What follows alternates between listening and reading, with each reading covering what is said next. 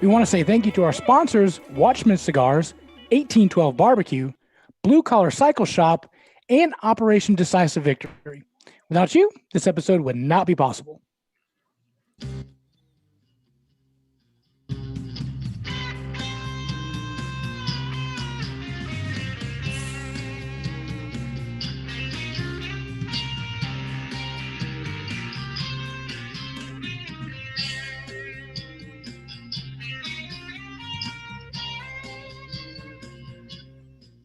Hello, everybody. Welcome to a brand new episode of the Southern Fried Philosophy Podcast, where it's our take on life, liberty, and say it with me, the pursuit of gravy.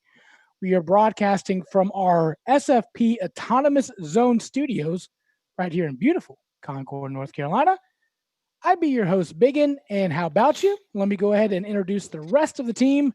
We have manning the chat room and the video. It is our Magic Man, a.k.a. Rye Dog. Hey, everybody. How's it going there? Manning the control deck, it is our producer Brian. Hey, guys. And across the way is the pride of Anderson, South Carolina. But most of you probably know him best as the Silver Tongue won 2020's Motorcycle Salesman of the Year, the inventor of the Redneck Egg Roll. Give it up on old mic number one. It's Mojo! How about you, buddy? Hey, guys. Appreciate you tuning in for a new episode here on the Southern Fried Philosophy. If you're catching us on the Facebook Live, appreciate you guys tuning in. Appreciate the lively comments and the my side of the watch party that I was doing on Southern Fried Philosophy. It was very interesting to see those. You can find us on our website at southernfriedphilosophy.com. You can also find us on our podcast. Where have you downloaded your podcast? Wherever. Yeah, it could be on some Ching Chong, Japanese, Chinese, Pakistani. Can't say that. Okay. No, wherever place you download your podcast, just go there, hit Southern Fried Philosophy, or you can search it as Ching Chong Chong Chong, and again, no. Just hit. Can't say that. Emails to Mojo at SFP Radio. That always works, and you can just hit there's the old search button, the old magnifying glass, Southern Fried Philosophy. Hit the subscribe, give us a like, give us a rating, give us a review. Up or down, we don't care. Just give us a review, give us a rating. That's how we move up in the old podcast algorithms. You can also find us on the Twitters and Instagram at SFP Radio. I guess we're still posting there, right? Yeah, we're trying. Right. But on our website, you have the playable links there for work. I know a lot of you guys are going back to work. You're bored. You can go there. Ain't nothing to do. Producer Brian does a great job of doing our show notes on there. You can find out all the BS we're talking about. Any guests we may have, you can find their links to their websites, et cetera, et cetera. So anyway, that's just where you can find us. Also, you can go to our patreon.com/SFP Radio. We really don't do much for ourselves, but we've actually donated a large proceeds of our pretty much anything we've collected on Patreon. We have one of the Sarah McLaughlin moments with the pet moments where we just donate everything away. So we basically just collect it. There were tears. We give it away. Crying. There's music. For only 69 cents a day. You too. Support a veteran. And we've partnered up with ODV, Operation Decisive Victory. We're actually going to have them on, I think, next week? Next week. Yeah. Special 6:30 Great organization. Episode. And actually, I'm going to take a side note. Come on. Anyone who has Amazon, you can actually go to amazon.smile. Right. You can choose any various organization. I have now partnered up with Operation Decisive Victory on our business side of the Amazon purchases, because you buy what do you not buy from Amazon? I mean, I think today I bought like a ashtray for my smokers. I mean, and percentage of that proceeds went to Operation Decisive Victory. I mean, I brought hemorrhoid cream, so there's that. You know what? I'm sure Tintu and Donna are probably appreciative that you have flare-ups every once in a while. So it helps. Every bit helps. And if my hemorrhoids brings them a few cents, I'm glad to do it. There you go. Subscribe and save. Subscribe and actually you can. And it is a budget-friendly thing. So whatever you have to do to make that happen, just make it happen. So. Yeah. Also, if you are listening to the podcast and you are unaware that we do Facebook Live and YouTube Live, we would really appreciate it if you watch those. You could watch us, which is probably, you get to see more fun things. So there's that. But if you are watching on Facebook Live or YouTube Live, there's a podcast, so you could do that. But we do need everybody to go to the YouTube channel, subscribe, get notified that there's new episodes. That helps our numbers go up. We need to get 100 before we get the fun little SFP website link thing. So we would appreciate you just going out there. The more we've been advertising this, though, the numbers keep going down. So I don't know if that's probably not good, right? That would be a no. Got it. So there's So that. my stock portfolio has done the You same are thing. not joking. Good Lord, I lost like $100 today, more than that. Going up Anyway. or something. Well, yeah. If you are staying at home and you can't go to work because you got the Rona, or it's not feasible to go to work and you want to start a podcast like we do, contact producer Brian at Headlines at SFP Radio.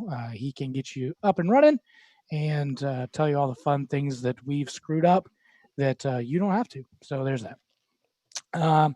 Listeners, I think I'm officially going to dump the RV Across America map.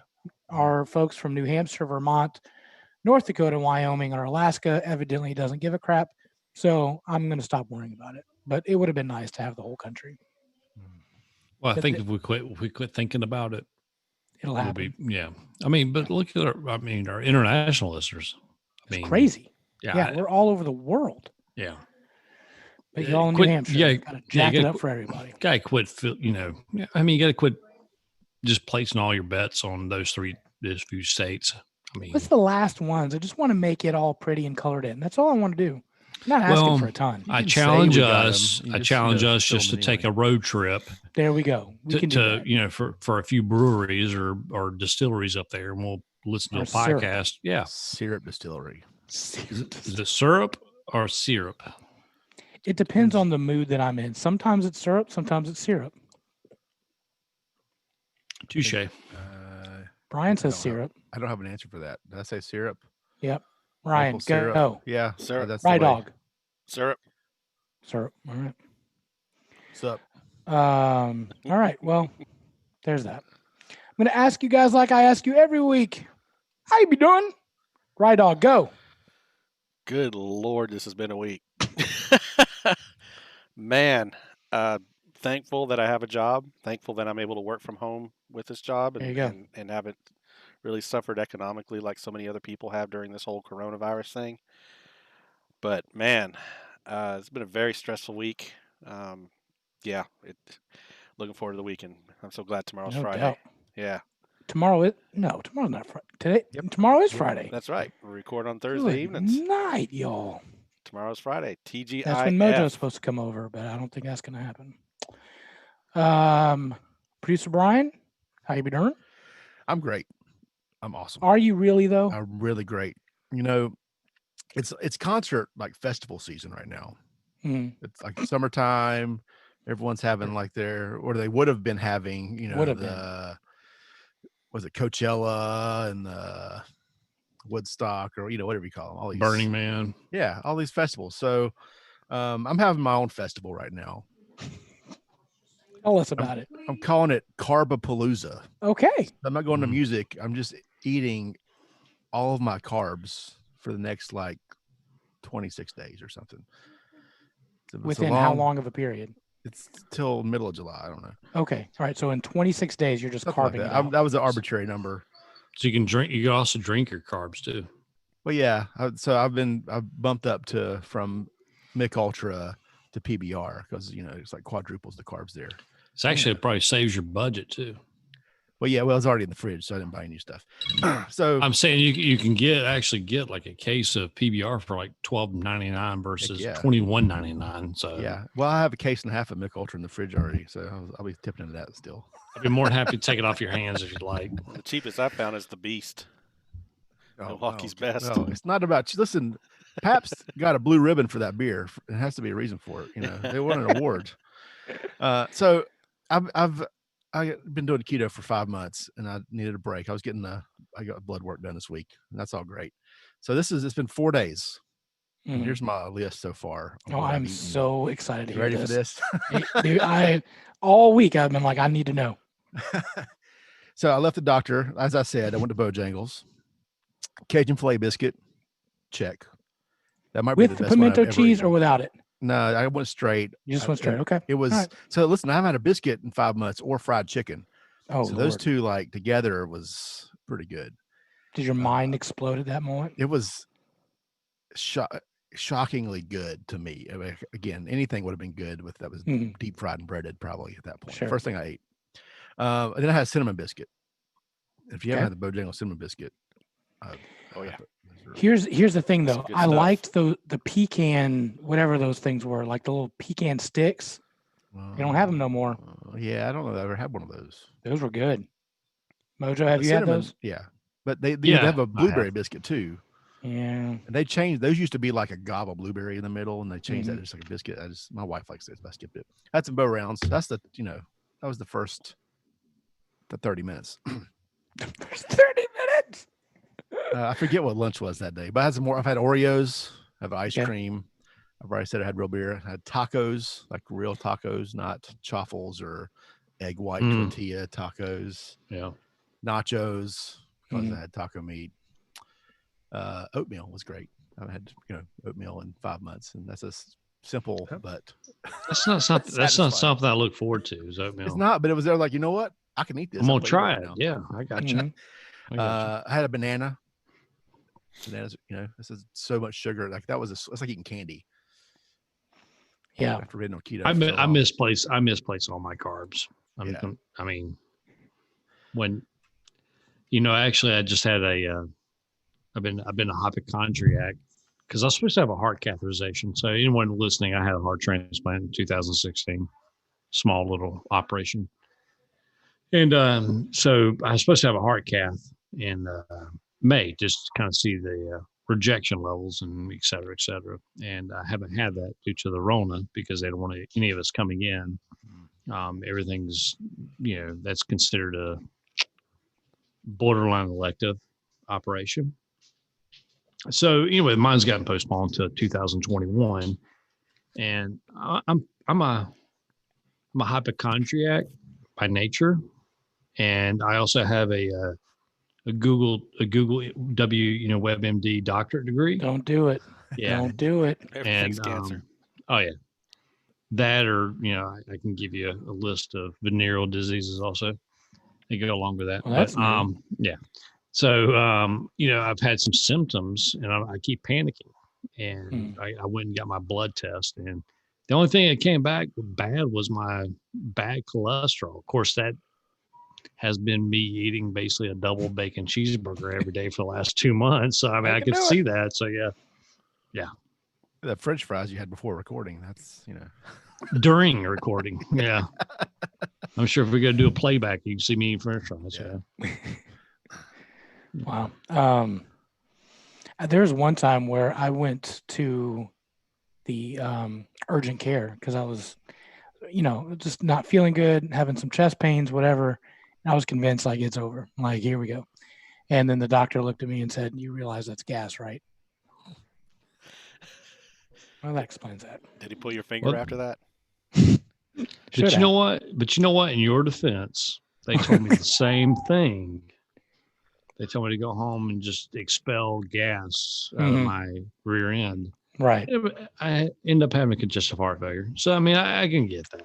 I get that. Well, I went home, took some Gas X and X-Lax. Yeah. We're good now. So there's I got you. One thing about getting older, though, you got to go through and, take care of yourself. But probably a couple months ago, I was sleeping on my left side, had my arm up, woke up, and my shoulder was killing me. Like, it hurt. And I was like, well, no big deal. It'll pop back into place or do something. It'll be fine. So that didn't work. It got progressively worse and worse over time until like earlier this week, I couldn't sleep. There was an issue where like it was throbbing so much. And then I was like, I'm going to call CJ. I'm going to, get this taken care of. I may need, Alan, I know you're watching the show. I may need some physical therapy. Call your wife, see what I could do, figure this out. Well, I took the dog out to go to the bathroom, was coming back into the house, and I tripped over the stair. That like the little stair that I have going into the house. Well, I fell down and I landed on my left side of my shoulder.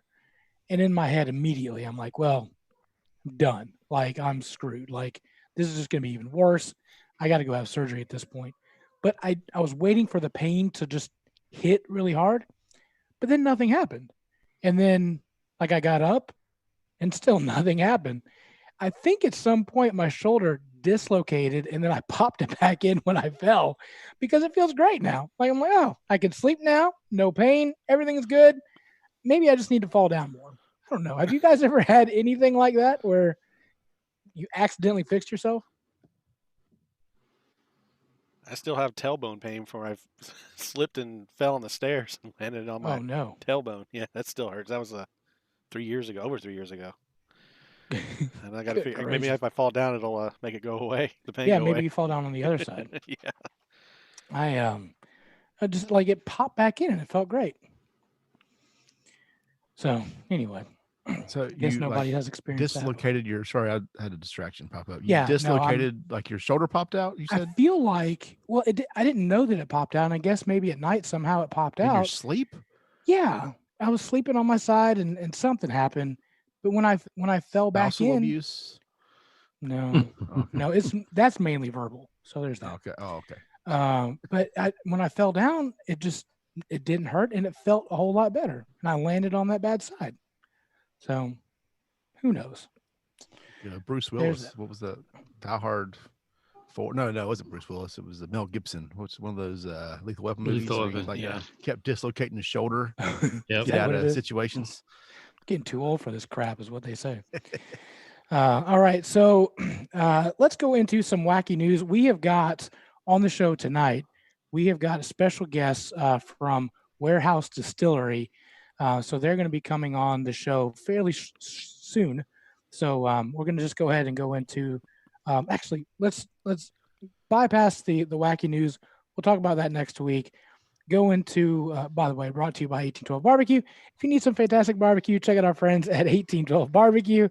But let's go into some stuff that we have got to talk about. Hot Topics brought to you by Operation Decisive Victory. Guys, I mentioned at the top of the show, the Southern Fried, the SFP Radio Autonomous Zone. Guys, you've heard about this City Hall Autonomous Zone in Seattle? Mojo, can you talk about that, bring some light to it? I know you're a little bit more versed into that than I am. Actually, I don't know if I am or not, but okay, I'll give you the condensed Cliff Note version from 11th grade, how I passed my senior year. Okay. English. So obviously we know that Seattle, of course, all over the country in various cities. I mean, even my little small town, Salisbury, had a little protest going on for George Floyd and police brutality and Black Lives Matter and whatever hot topic there was at the time. Seattle has been a hotbed in the last 2 weeks, and Seattle's always a hotbed for controversy. A city that's 87% white is a hotbed for racial justice, which is kind of ironic. Anyway, so Seattle Antifa has taken over a whole district. I think it's approximately 2 blocks, two city blocks. 6 to 8 blocks. 6 to 8. They've expanded it. So they actually captured a police precinct. Police have actually abandoned this police precinct, and Antifa has now set up a 6 to 8 block perimeter around this police precinct, and they're calling it what is it called? City Hall Autonomous Zone, aka Chaz. Chaz. Capitol Hill Autonomous Zone. Yeah, Capitol Hill. Capitol Hill. So they're calling us Chaz, and they basically set up barricades. the irony is they actually have armed guards at these barricades, not letting anyone in. So they're protesting people that enforce law with guns, but now they have their own guns vetting people in and out of this autonomous zone. So, but that's basically what I've got right now. I mean, it's information is still coming through as far as what's actually happening, but basically it's just the wild, wild west of Seattle right now, from what I've gathered. Yeah, it's the governor of Washington for the longest didn't even know about it. I tried to watch the news today, and the only station that I saw that was talking about it was Fox News. But evidently, the Trump tweeted Wednesday of domestic terrorists for those that are taking over. A radical left governor, Jay Inslee, and the mayor of Seattle are going to be taunted and played at a level that our great country has never seen before. Trump tweeted, "Take back your city now, and if you don't, I will." And then immediately the mayor, Jenny Durkin, took a swipe at him, says, "Make us all safe, go back to your bunker, hashtag Black Lives Matter." So now it's a Twitter war between the mayor and Trump, while protesters are going in. They seized a six-city block in downtown. They destroyed the police precinct, the city hall. Instead of saying the Seattle Police Department, it says the Seattle People Department. And at this point, they are arguing, or their demands are, they want free food, free water, free shelter. You could do whatever you want within our peaceful area. By the way, they're charging people to come into the city, into their little autonomous zone. The folks that have businesses within that have to now pay them a fee to keep them safe. Boy, that sounds like the mob, doesn't it? And they are allowing them just to do whatever they want in this autonomous zone. There's no rules. It's like an Applebee's, no rules, just right. It's Outback. So how in the world has this happened? Like, how does this even take place where a group, it started off at 300 people, has taken over a city hall? Well, Seattle, there's cities, Seattle, Portland, that on the northwest corridor, who have done nothing but placate to protesters. They've kowtowed. Portland is another one. Just these towns placate to their population. These populations are not a minority population. These like, for example, Seattle is majority white. Portland, majority white. Some of these other cities, like I said, majority white, but they are people that scream the loudest. Portland has a mayor who is so inept that they probably should just dissolve the position and let a hamster run the government there, because in the wheel is the hamster. Yeah, I think the hamster in a wheel probably could do just a random, lottery shot with the hamster could actually probably make better decisions than the mayor of Portland, Oregon, and certain cities. They have literally let these loose organized groups of Antifa run amok in the city. Once again, my libertarian views, I think less government, less corruption, but you go back to this Chaz area, this Capitol Hill autonomous zone, and you have people that have paid money for property to be there, and now they're having to pay some type of gang holdup fee to enter this zone. I mean, what's the ultimate goal of this? These thugs. I know it's probably a racist term in 2020 in June, but what is the ultimate goal of these thugs to gain? They think they have the moral high ground when they're trying to push out state-run for hire police, and all of a sudden now they're doing the exact same thing. They're setting up borders. Remember, these are the same people that protest borders in the southern border, northern border, as far as having borders, and then all of a sudden now they're placing up borders in this 8-block zone. I mean, the hypocrisy knows no depths with people like this. Yeah, there's no accountability there with whoever's running the it's becoming the wild west. The warlord right? of the day is whoever that's going to be. Whoever the biggest stick in the prison yard. I should call it a purge zone, because someone's going to get killed, and then what are they going to do then? Absolutely. Even in these protests, though, you remember the story of the guy trying to pull down the Confederate statue, and they were killed because they didn't follow law and order, and it probably would have been coming down anyway, but the guy was standing underneath the statue and is in critical condition now and probably won't make it because some yuckums decided they want to pull it down. But also, you can't defend that person standing underneath the statue. They were there from their own personal decision. I mean, absolutely. And unfortunately, Darwin's Law. I mean, stupid choices, stupid prizes. And that's what a lot of these guys are reaping now. And I think, we're doing this Twitter war right now. I think you'll see. Go back to Governor Inslee. Governor Inslee of Washington is a kook. This is the same guy that allows composting of human bodies as a form of disposing of our dead bodies. Traditionally we had cremation and funerals. Now we have an option in Washington State for compost. So, now I can put my body in a compost bin and grow the family's tomato bin, heirloom tomatoes, I guess. Literally. Yeah. This guy's a kook. And, oh my gosh. If Washington doesn't get their stuff right, I think you'll see a federal mandate to fix this.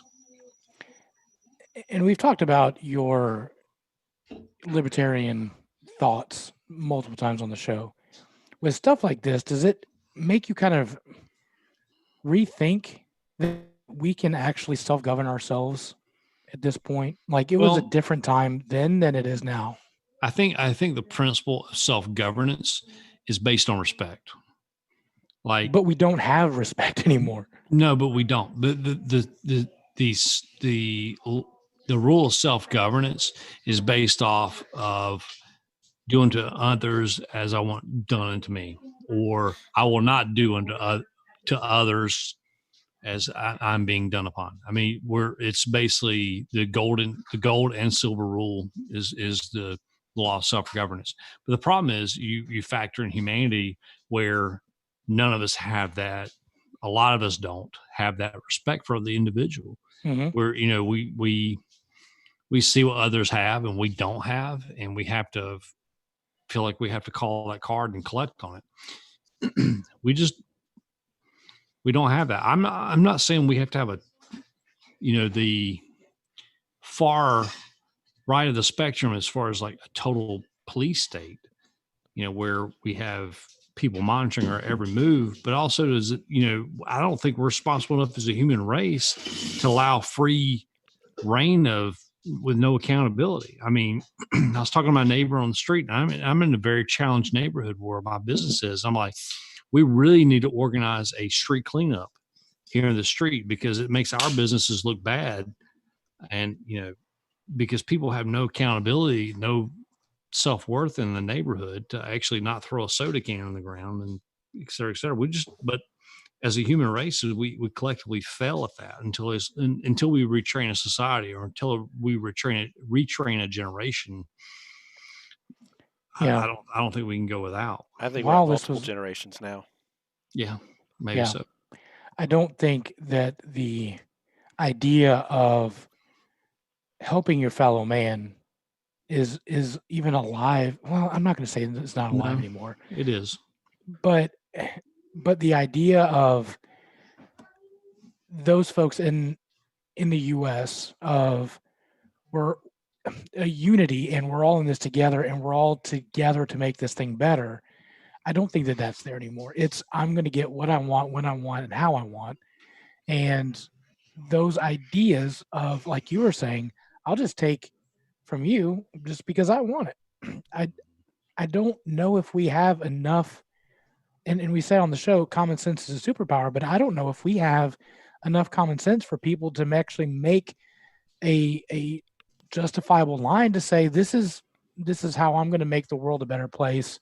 I'm just going to focus on my family and do what we want within reason, instead of just I'm going to take.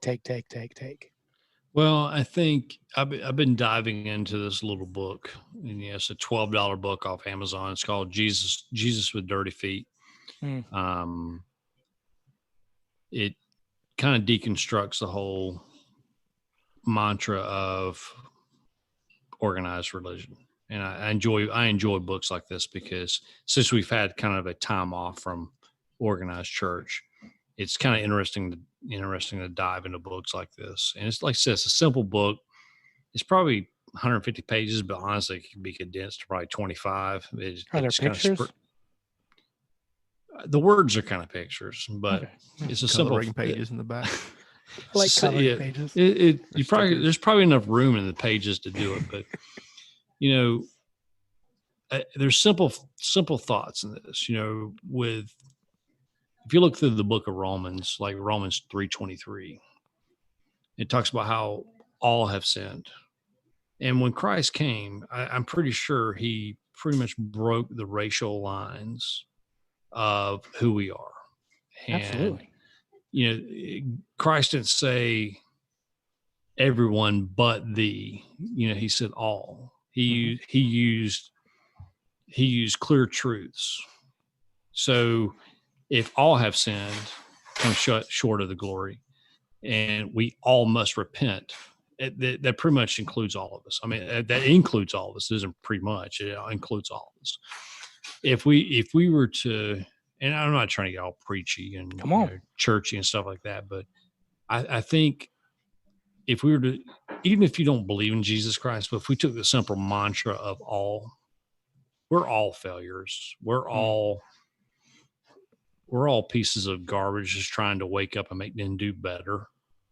If we all took that simple philosophy, we would take our fellow man and we would try to do better as our individual. We would help that person out that's stalled on the side of the road, that person who's short 3 cents to buy something that we may disagree with in front of us. I mean, we're just, if we all just tried, and we don't, a lot of us don't, a lot of us look the other way.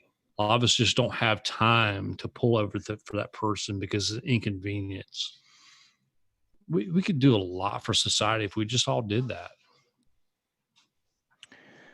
So if everybody is, trying to be equal, if you want equal rights for women, African Americans, LGBTQ, anyone, Hispanics, whatever, I'll remind you, as Mojo was saying, the Great Equalizer is the cross. And I said this last week, and I'll say it again this week.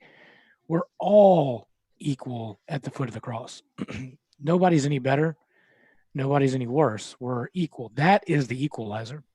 And for those folks that want that want equality and they want fairness, that's not going to happen this side of the cross. I need everybody to understand it's not going to happen. There's been racism from day one. That will always be here because that's part of the world. Does that mean that we need to stop fighting? We shouldn't fight for justice? Absolutely not. We should fight for that. We should try to make it as best as we can. We should try to, as we say at church, try to bring the kingdom to earth. We should be doing that. But understand we live in a fallen creation, and the only way that we're going to be equal is through Jesus. That's the only thing that brings us together. And the death and resurrection of Christ is the only thing that justifies us to be sons and daughters of God. So but the problem is now is that we've had organizations, these NGOs, non-governmental organizations, with churches that have hijacked the conversation. Absolutely. Where we're no longer worried about equality. We're worried about control of the narrative. Like, honestly, that the hashtag has been, for the last 2.5 weeks, again, the forefront has been Black Lives Matter. But do we honestly, really, truly believe that? Have we really focused on that? Because in my little small town where my shop is, there was a Black gentleman killed the other day. There's no race riots over that. He was shot 26 times out of 200 shots fired. Not one person protested his death. Not one person caused ire. You saw maybe a few social media posts about, rest in peace, RIP, things like that. We had 4 cops killed during the melee across the country of these protests, the ones that turned violent. We haven't seen one tear shed. We haven't seen one person raise up. I had a friend of mine post that, well, they signed up for duty to be, they knew the risk wearing the badge. That's unacceptable, because if we're following this mantra of this popular hashtag, then wouldn't all Black Lives Matter, not just Black Lives Matter? I mean, it just makes no sense to me. Of course, as a white guy, I have no say in the conversation because my pigment dictates my validity in my opinion, but it's still frustrating. So it's been a very frustrating 2.5 weeks. Yeah. For all of us, I think, or for all of America, not just me. I'm saying for all of us. There's a lot of things that just don't add up in the conversation part. Yeah, no, and I agree. Ryan, did you want to say anything? Producer Brian just took off, so I don't know what happened to him. I probably embarrassed him. Probably. Yeah. No, it kind of goes back to what I said last week. If the simple thing is if people abided by the golden rule and, just cared and had respect for one another, all of these social justice movements would be moot. And, the problem is we've gotten away from that in our society. People aren't taught respect. They're not taught personal responsibility, taking responsibility for their actions. They're taught that, hey, we're all victims. And, like, we were saying earlier, there's a generation that's been taught this. And I think there's actually multiple generations now that have been taught that. And the further along we go, the worse it seems to be getting. Maybe I'm just being an old guy talking and, kids get off my lawn type stuff. Still, it's, but I do see a lot of hypocrisy in what's being said out there. And I do see that there's certain narratives that are being held up higher than everything. We're not being given the whole truth. We're being given what certain segments of the population and political parties and stuff want us to have to maintain control, and it's scary. Right, and let me be clear. Like, there is systemic racism that needs to be addressed in our culture and in the U.S. There's hands down. We need to look at that and change the whole process on that. So that's a conversation I think needs to be had.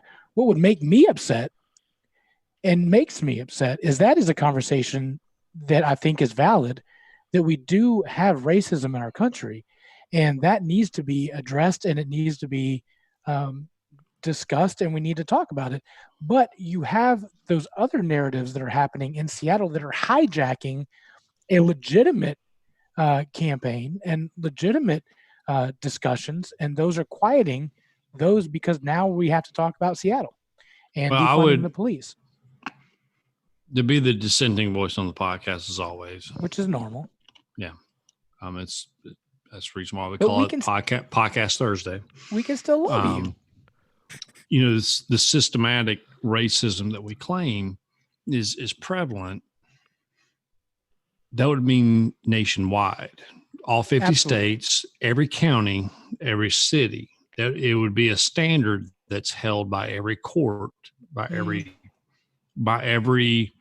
courthouse, by every judge, by every law enforcement agency.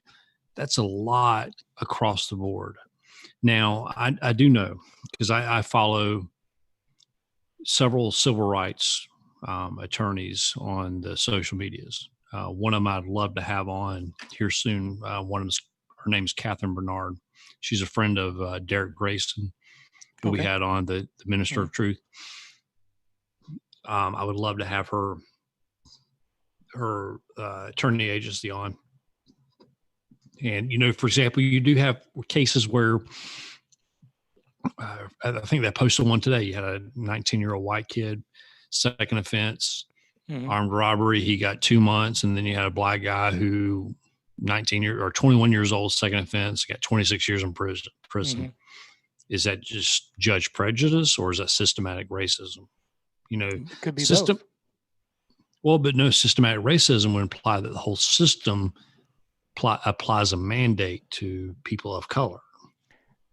Systematic racism would imply that people from foreign countries that may be, for example, from Nigeria, Liberia, Ethiopia, Kenya, would not be able to have be afforded the same opportunities as natural born Americans. But that's not the case, because statistics show that any of these people from East and West Africa can come here and within 4.5 years earn the average income of an American. So systematic racism implies that the whole system is in it to make sure they're held back. And I don't necessarily agree with that term systematic racism, because if that's the case, then you wouldn't have affirmative action. You wouldn't have minority preferential hiring, preferential college intake. You wouldn't have, I've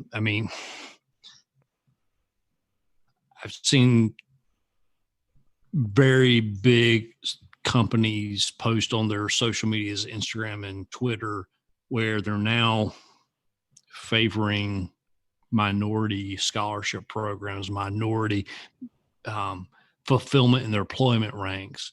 They're not worried about qualifications anymore. They're now worried about people that may fit a certain political agenda. So it's no longer quality.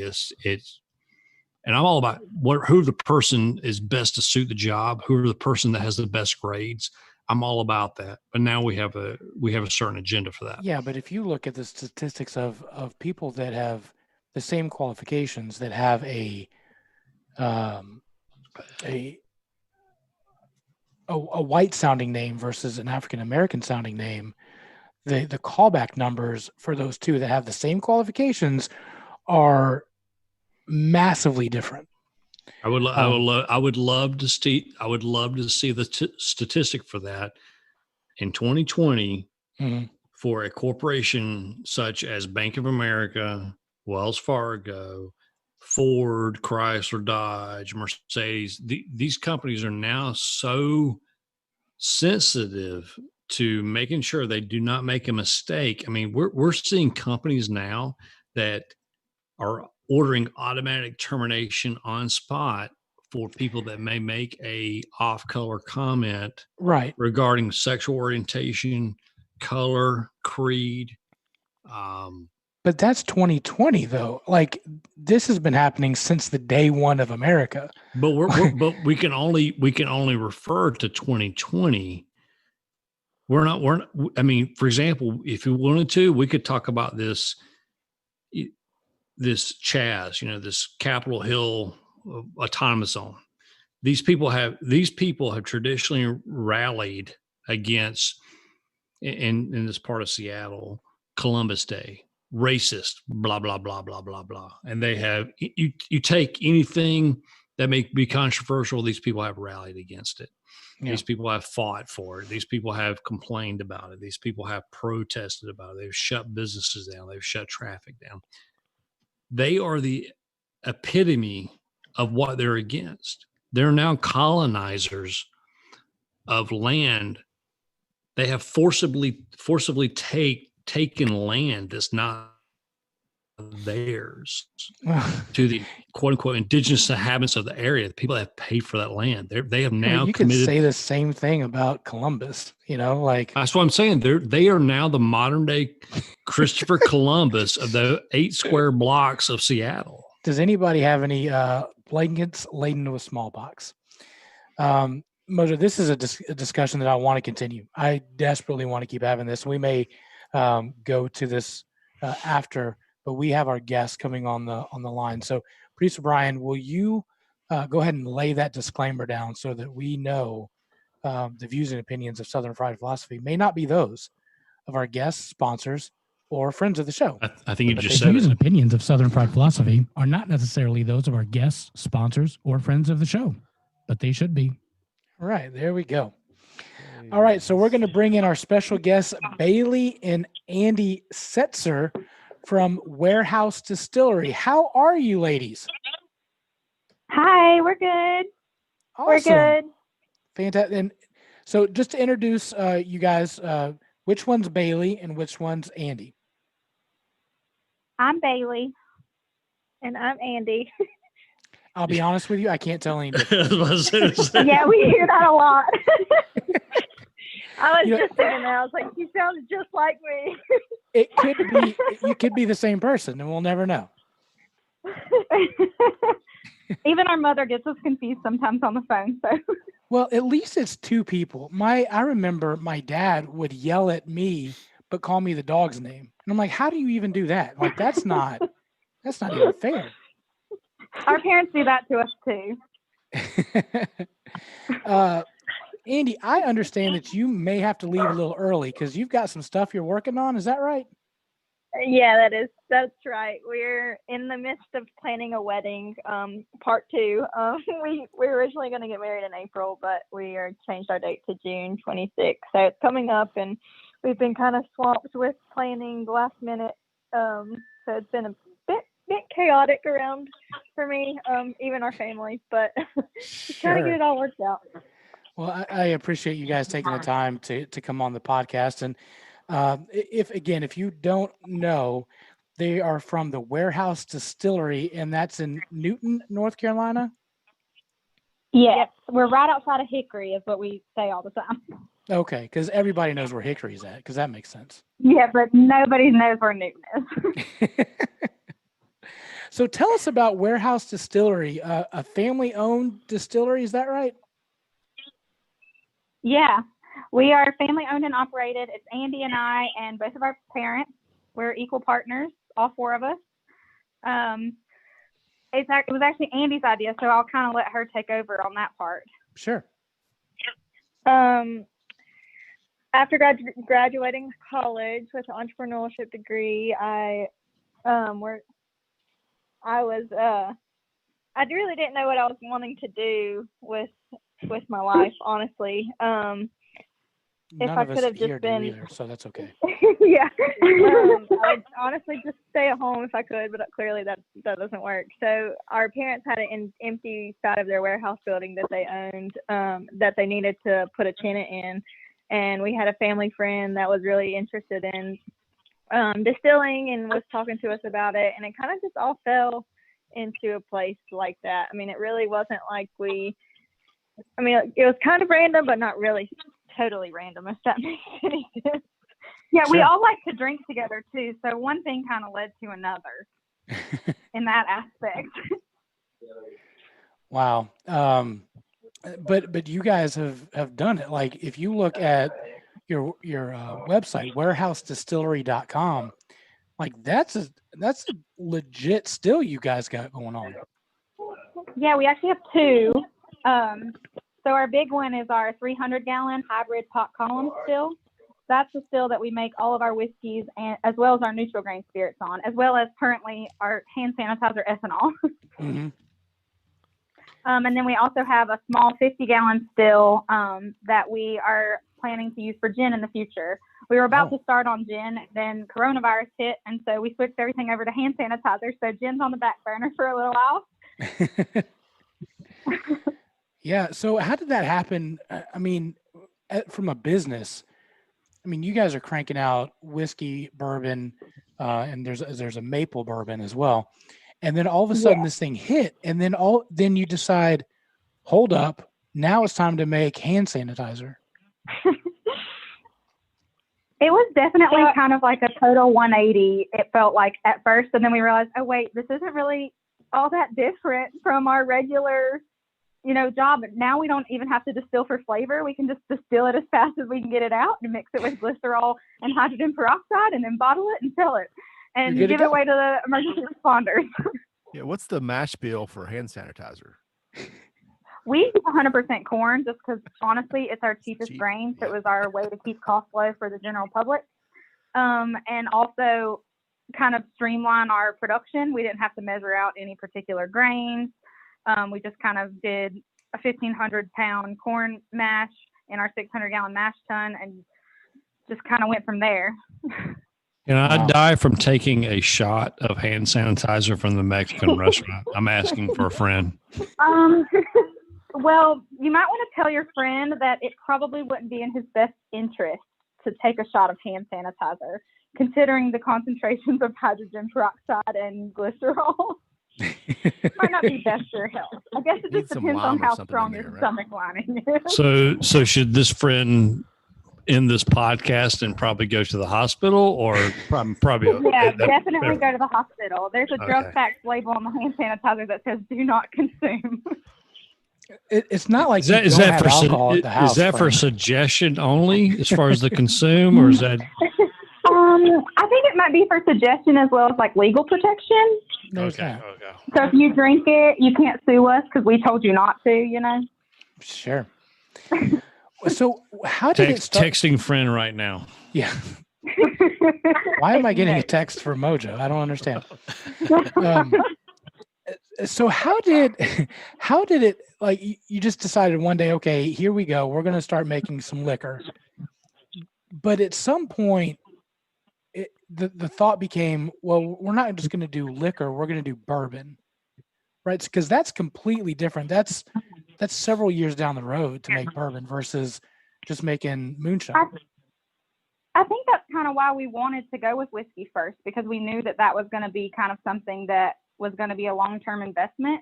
It took us, Andy, 3 years almost to get all of our licenses and everything set up and done in the building. So we knew that we were going to have a waiting period anyways.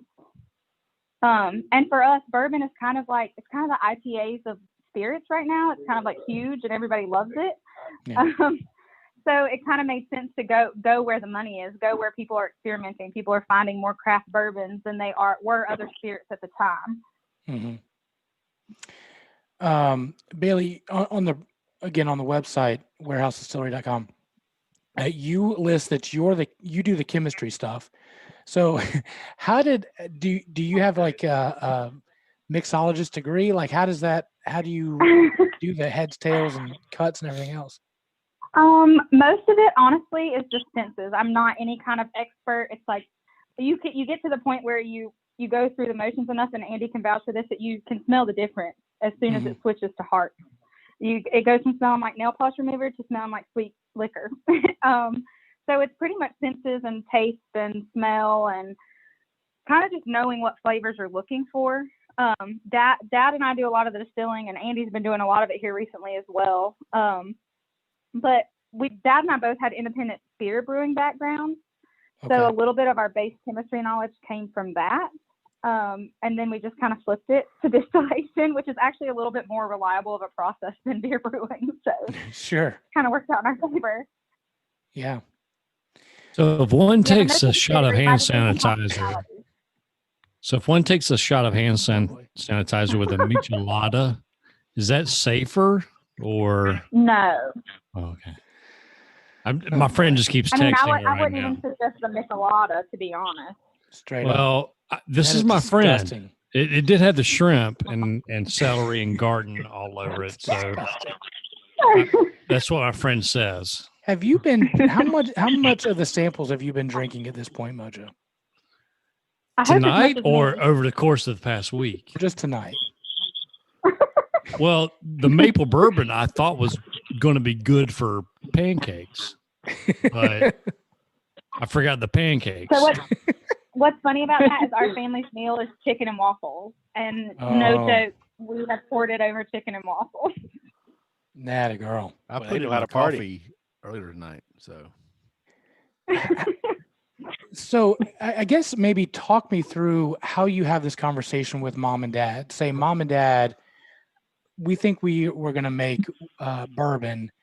We're going to use this spot out in your warehouse. Andy sets up the business plan and makes it happen. Like, obviously they were supportive. How did that conversation and how did that process go down? This is Bailey, and I kept refusing to come home and be a part of it. So I'll let Andy talk about that. Sure.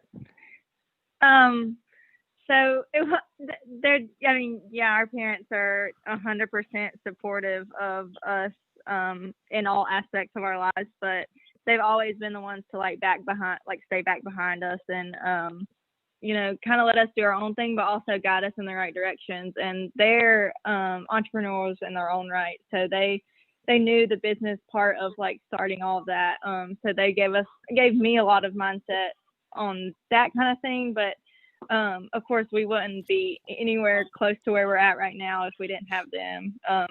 And they financially supported us also, so that helped a lot too. So yeah, for real, they let us put rent on the back burner for a while. Because that equipment ain't cheap. I don't know a whole lot about it, but I know that ain't cheap. Yeah, and honestly, without them as partners, being young women in our 20s, we would have had a really, really hard time getting a business loan. The only credit she and I really have is our student loans. Yeah, and that's what I kind of want to talk about. So as young women, one, getting into the bourbon industry, which is for the most part a male-dominated field, what are the challenges that you had besides, just what are all the challenges that you had with that?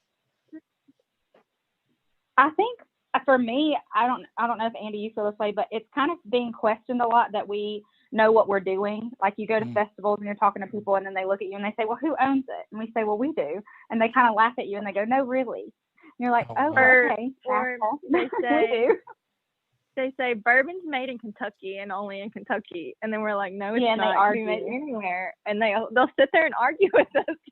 And we'll like basically quote the CFR. Yeah. Yeah, I had they'll argue for days. Yeah, I had a friend from Kentucky that was here this past weekend, and he argued that it was only from Kentucky's bourbon. I was like, that's not true. It just has to be in the U.S. Mm-hmm. Yeah, the federal government doesn't let us just slap bourbon on a label willy-nilly, Sure. Talk about the regulations. What makes bourbon bourbon? So it has to be made with at least 50% corn. It has to come off the still at no more than 160 proof, go into a new charred American white oak barrel at no more than 125 proof, and be bottled at no less than 80 proof. Sounds like and of course he made it in the U.S. Yeah, made in the U.S. And you can't add any flavorings or anything else to it as well. Not if you want to call it bourbon. And you can't stick your barrels. You can't age it in any other device other than a new charred American white oak barrel. Yep. Is there any regulation on the size of the barrel? Not currently, but there has been a push from the larger distilleries, I think probably to diminish craft bourbon, that won't allow any small barrel aging. So it would have to be 53-gallon barrels. Lucky for us, that's all we use. But I do think that would diminish the ability for craft makers to make their bourbon on smaller scales, because for us, even 30-gallon barrels would be great because that's about what we get off of each run. So we have to have multiple runs to fill up a 53-gallon barrel at barrel strength. So, so you only are using the 53 gallon. How long are you aging that bourbon? Our bourbon is 2 years old. 2 years. So it's considered a straight bourbon. So straight is really, with any whiskey, straight's just a fancy way of saying it's at least 2 years old. Okay. What? And then once it's beyond 4 years, it doesn't have to be labeled as a year how old it is, if that makes any sense. Mm-hmm. So if it's older than 4 years old, you don't have to say it's 10 years old, but I mean, it makes it sound better. From a marketing perspective, you will, though. Absolutely. What's, besides your alls, Andy, what's the best bourbon that you've had? Oh. Well, I really don't know. I try not to be particular and have like a favorite. I try to expand my horizons, and I don't want to say that I've had the best bourbon because I haven't had all the bourbons. Sure. I really prefer like a rye whiskey over a bourbon. But I'm trying to think of like, I mean, any North Carolina bourbon is great. Yes, I say agree. a large brand. It's just us talking. You're not going to offend anybody. It doesn't matter. Or we'll just say another bourbon that you like. And I can't say ours. Just kidding. Well, obviously you like yours. Yours is the best, right? Yeah. For us. Okay. I mean, I like them. You'll drink Basil Hayden's every once in a while. Okay.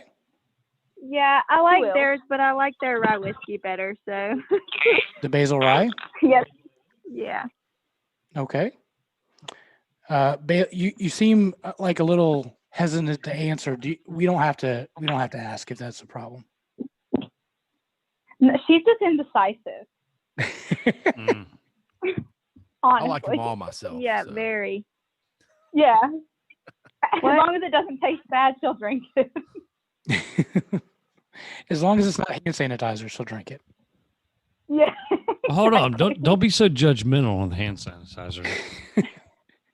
I honestly, the other day I had some hand sanitizer. We make better liquor than hand sanitizer.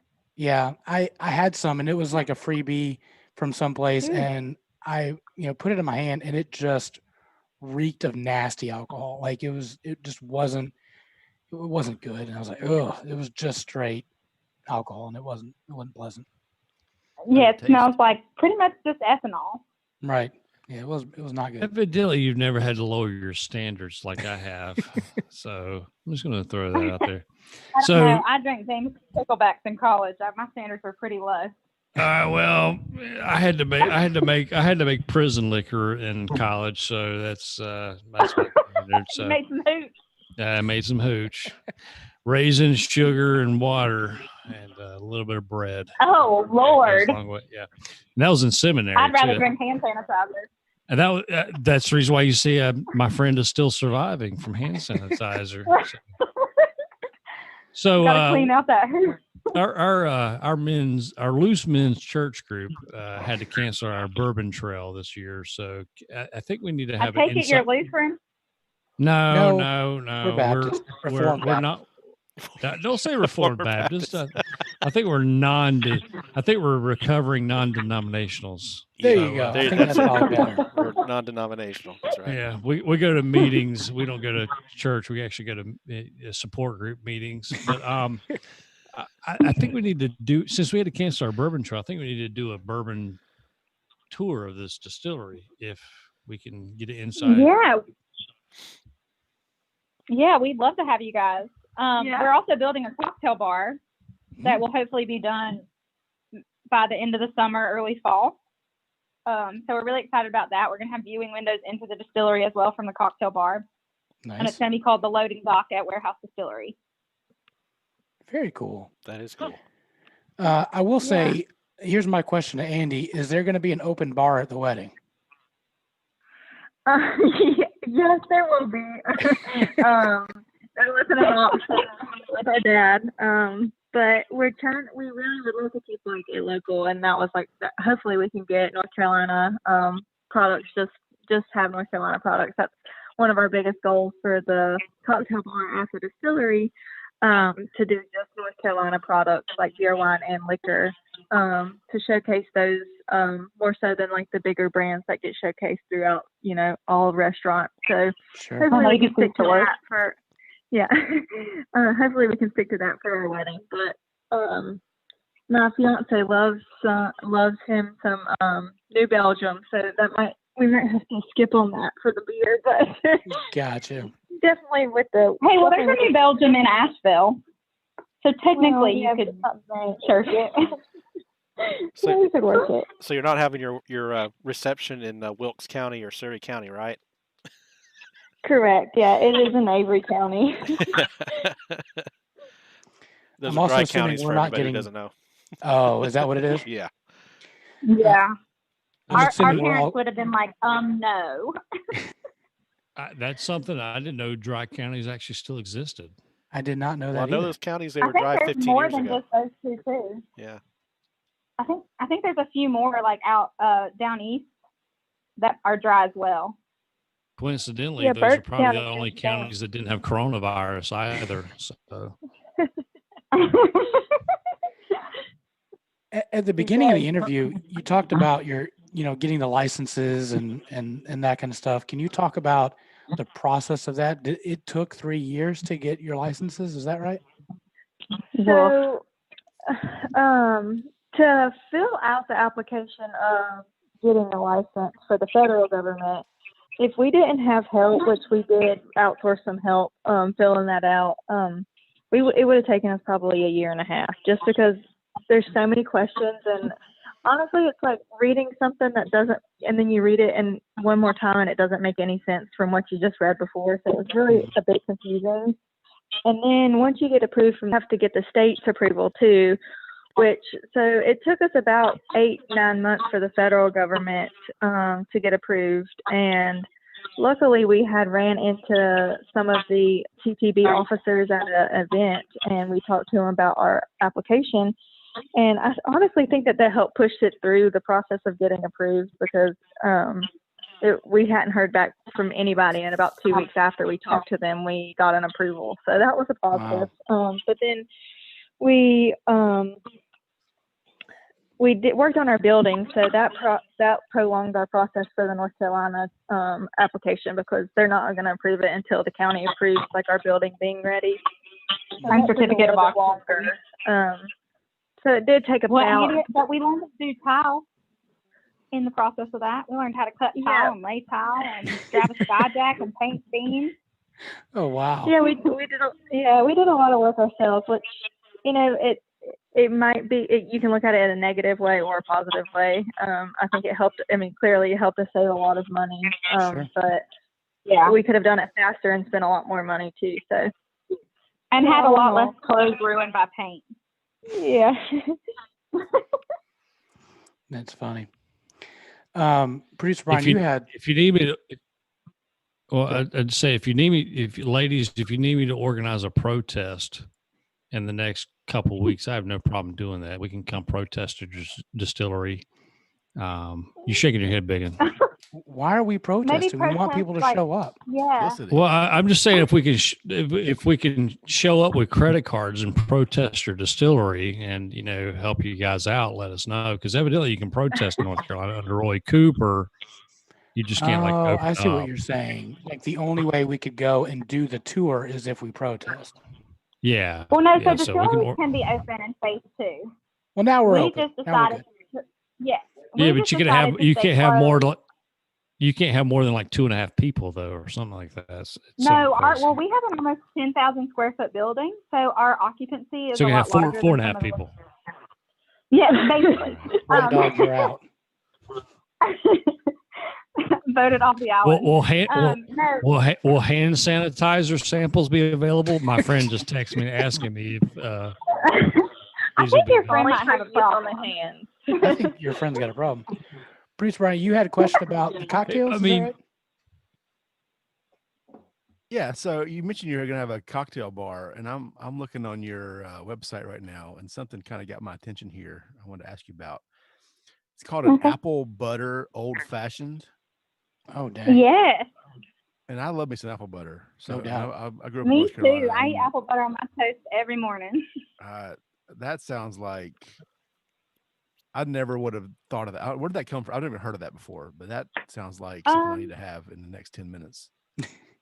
It's very good. I used to manage bars in Charleston, and before I moved back home, so I had a lot of experience with different kinds of cocktails, and I was very lucky to have worked with some of the best bartenders in Charleston, and I learned a lot from them about combining not necessarily unusual ingredients, but ingredients you wouldn't necessarily think to use in a cocktail. And so an apple butter old fashioned, we had made a cocktail back at the bar I worked at called 82 Queen in Charleston, and that had some raspberry jam puree in it that the chef made for us. And so it just kind of made sense to try another kind of jam, I guess, or spread in a cocktail. So thus was born the apple butter old fashioned. Where in the world do you see this on the website, by the way? Have you found it? It's under Booze Day Tuesday. Yeah, Booze Day Tuesday. Oh, there we go. Then there's a couple of cocktails. That one, I saw it. There's more on the website, but that one, I didn't see anything else because I saw apple butter. Yeah. How many pumps of hand sanitizer is in that drink? Let it go. Let it go. I might need to call somebody for help for you. Right. That's not the first. That's not the first time my friend has said he needed help. So you're putting that in a ginger beer for that old fashioned. Yes, just a little topper of ginger beer. Okay. The ginger really complements the apples. We've actually used apple cider and ginger beer in some mules before that have been really popular at festivals. And also with our mother. And yeah, so any kind of anything that ginger spice would go well with, lemon juice or lemonade, everybody likes a mule. You can kind of throw ginger beer on top of just about any cocktail to give it some nice carbonation as well as a little hint of spice. When I was a teenager, I was hoping ginger spice would go well with me. That did not work out well. They're too young to get that big in. Come on, man. They don't get that? What's your go-to ginger beer? I personally really like Q, but it's definitely on the spicy side. You can get it on Amazon. But one of my favorites that's kind of right down the middle is Fentimans or Fever Tree, which you can usually get in Walmart or Bi-Lo. Yeah. Andy, I know that you have got to go, and we appreciate your time. Before you leave, though, we have one question. If you have to identify a spirit food, you know how everybody has a spirit animal. If everybody has a spirit food, what would yours be? A spirit group? Or you saying food? Food. No, spirit food, like a taco, pizza, steak. What food would I be? Right. I don't know. I love food. So, oh no, I feel my fiance's in the room and he said pistachios, but he's just obsessed with pistachios. I'm not sure. This determines the whole interview right here, so there's no pressure. Something oh no, don't put that on her. Something sweet and something spicy all at the same time. Or I would say I'm a Sour Patch Kid. I'm sour, but then I'm sweet. Okay. That's true. Sour Patch Kid. I like it. Yeah. Yeah. All right. I'm going to go with that one. Enjoy wedding planning tonight. We'll go ahead and let you go again. Thank you so much for coming on the show. It was nice meeting you guys. Nice meeting you. I want to go ahead and offer my sympathies to the fiance. If you 2 pumps of hand sanitizer, all the worries go away. I'm gonna need to stop. I'm gonna need you to stop. It's ridiculous. I will let him know. All right, y'all have a good evening. He drinks enough bourbon. We're good. There we go. Perfect. Bailey, what's your mash bill? Since you're the chemist, what's your mash bill generally consist of? Well, we're a little different on our bourbon from our rye. Our bourbon mash is corn, rye, and barley. Okay. We're about 64% corn. So we're pretty high on our corn, and then we have a little bit more barley for some sweetness because we use unmalted barley, and then our rye to add a little bit of complexity. Sure. It's just right under that.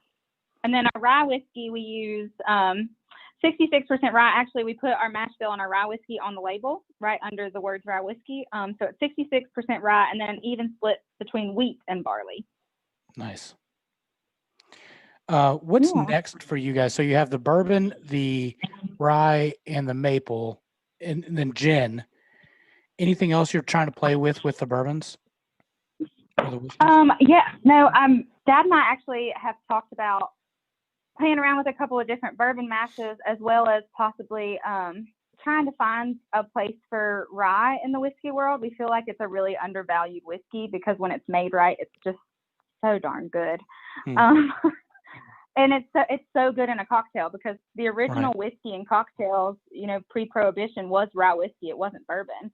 The reason bourbon became such a big thing is because after Prohibition, corn was cheap. Yeah. And after the Great Depression, people were broke, so that was the best way for them to make whiskey, which is kind of really where bourbon found its footing. It was always around, but it didn't find its footing in the popular market until probably a little after Prohibition. So you didn't see it much in where it's popular in Manhattans and things like that now. But rye is kind of bourbon's big brother, in my opinion. It's just, nice. It's no, so I like good. it because rye's got more of a punch to it, right? It's not going to be nearly as sweet. So rye is actually in the grass family. It's actually not in the grain family, which is kind of an interesting that it has so many fermentable sugars in the grass family. And so it's got some kind of spice to it that I don't think anybody really knows the origins of the spice in a ryegrass, but it works. All right. So I have, gentlemen, I think we can go ahead and start our tastings. I have supplied everyone with the bourbon, the maple, and the rye. Bailey, you tell us which one. Where do we need to go first? Where should we start? I got a pot. I got to grab mine out of the truck. So hold on. All right. Junk and talk. I started my tasting an hour and a half ago. I started mine last week. Oh Lord. And here's the thing. Let me give you some side note, Bailey. I gave them to him like a week ago. I was like, don't try these until we can do it on the show. And then definitely try them. The next day, producer Brian is like, "Oh, I'm going to taste this bourbon." I'm like, "No, don't do it now." And then I was drinking it on the show. And you drunk it on the show last week. So these aren't really the post show. Everyone missed the post show last night with Rye Dog. Was was in rare form. Gosh. Yeah. He was in rare form. While Mojo's going to get bourbon, I'll do that to you. Absolutely right. While Mojo's going to get his bourbons and his drinks, where can people find you if they want to do a tour? So you can book a tour right now. They're free. We are suspended on our tours for a little while we're under construction because you can't quite get into the building. Okay. We hope to be open back in the next month or so, but no promises. You know how construction goes. Sure. But you can book a tour on our website, or if you have a group tour, you can call us or message us on social media, send us an email. We try to be as accommodating as possible to people with their schedules. If they want to do it after our regular hours, we usually make sure somebody's there. It's pretty easy to play nose goes for that. Sure. And you can, in the meantime, find us on Instagram, Facebook, and Twitter. We're under Warehouse Distillery on everything. And our Twitter handle is WH Distillery. Okay. Yeah, and follow us on social media to keep up with our updates about the loading dock as well as when we reopen for tours. Okay, very cool. We'll have all of that information on our show notes. So scroll down to your show notes and then you can find that information there. All right. Yeah. So Mojo is back. He just started another Miller. What is that? Miller Lite? No, I'm on the keto beer, Mick Ultra. Oh, Mick Ultra. Which one of these is hand sanitizer? That explains so much. All right. So which one are we starting with, Bailey? Are you guys usually bourbon drinkers? We are pretty avid bourbon drinkers at this point. Okay. So we're going to start you off with the rye whiskey. Okay. So our rye whiskey is 11 months old. It's 90 proof. Again, we use rye, wheat, and barley. We do use unmalted barley in that as well. It's probably one of my personal favorites, but here recently I've been drinking bourbon a lot, which is unusual for me because usually my boyfriend drinks the bourbon and I drink the rye, but we switched. It is spicy, but you should taste a little bit of butterscotch. You might get that on the nose as well. Okay. But again, whiskey's a lot like wine, and so are other spirits. Everybody kind of tastes something a little bit different. Yeah. Producer Brian, I see your wheels turning as he's playing with his Glencairn. I see like it tastes like a dark, like a really not burnt, but almost really dark caramel. Yeah. Yeah. You got good taste buds. Yeah, a caramel was on mine. There's an apple note in there for me, at least in the nose. I definitely get the spice. But also like that first cut, like a spring with that fresh grass cut. Yeah. That real kind of sweet, that sweet note. It's definitely not like the hand sanitizer at the Mexican restaurant. Oh, so Lord. No. Has anybody ever told you guys how to smell whiskey? yes. So if I'm understanding it correctly, you put the glass right on your nose, but you have to keep your mouth open and breathe in. So it doesn't tingle your nose hairs. Right. Yep. You also got to do the Kentucky chew.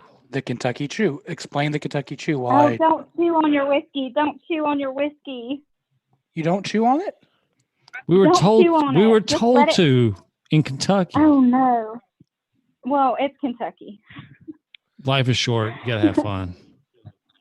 No, but I would say rather let it rest over your palate and kind of slowly fall back through your throat. That way your whole tongue, all of your taste buds get the full effect of the whiskey. Whereas if you chew on it, you actually lose some of the alcohol in it. So you let it decant a little in your mouth. Does that make sense? Yeah, and I've had these all of the samples. I've had them airing out for a while because that changes things too. The longer that you have them out, letting them breathe, it changes. And some whiskeys open up better with water, and they might open up better with more water on your palate than they do on someone else's. So it's really subjective. Right. Isn't that weird how, we've got 5 guys on this thing and we all taste something different and our experiences will be different. It blows my mind.